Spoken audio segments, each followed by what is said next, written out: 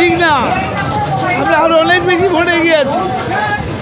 25,000 ভোটে এগিয়ে আছে, দেখাচ্ছে 8,000।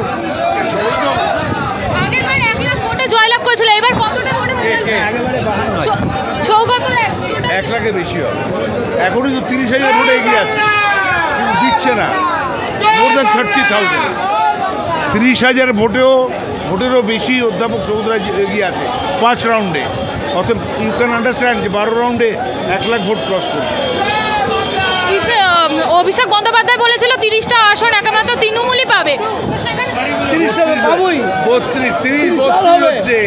আমি বলে এসছি প্রথম দিন থেকে পাই। 30 + 1 30 - 1 আমি প্রথম দিন থেকে আর উপনির্বাচনে কি হবে?